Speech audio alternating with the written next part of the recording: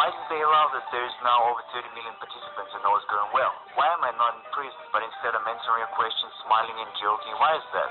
You know, that's quite a question. I would actually forward it. Why isn't he in prison? Since you think it's a scam, why hasn't I been stopped? So, that's the question. If you're doing the same thing that you went to jail for, why aren't you doing your time yet? I'm wondering myself. SERGEY MAVRODI, as well as myself, we both wonder why he's not in prison yet. It's not your freaking business. If you don't know anything and don't understand a damn thing, it was the news of the week. Screw that. You're asking me questions which tell that you haven't read the thing. Why have you come here then?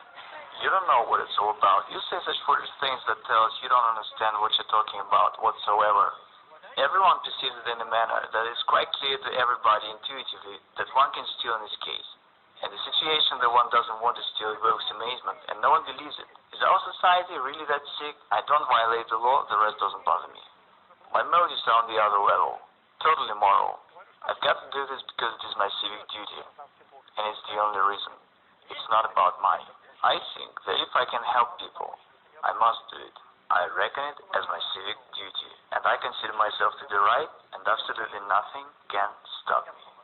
Man that deceived investors. He's a fraud, and he deserved what he got. I have never deceived anyone.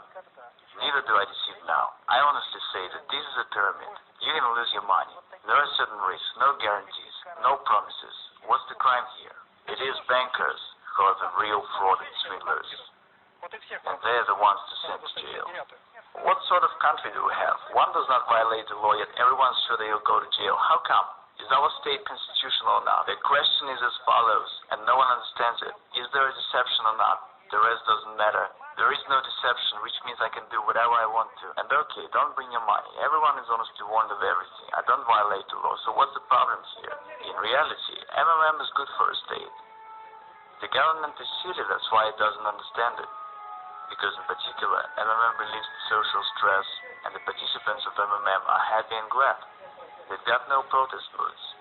And at that, MMM doesn't require neither expenses nor any trouble. It grows very much like wild grass beside a fence, and everyone's glad and happy. In fact, should the government be smarter, it really should cherish us.